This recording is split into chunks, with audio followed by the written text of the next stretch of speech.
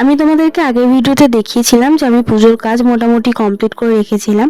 তো যেহেতু অনেকটা সন্ধ্যা হয়ে যাচ্ছিলো, মানে রাত হয়ে যাচ্ছিলো, তো আমি ভাবলাম যে আমাদের ঘরের ঠাকুরটাকে আগে স্নান টান করে রেডি করে দিই, তারপর আমি ওখানকার কাজগুলো আমি করে নেব। তো তাই জন্য আমি সবার ফার্স্ট বাবাকে আর কি ঘি, মধু এবং গঙ্গার জল দিয়ে ভালো করে স্নান টান করে নিলাম।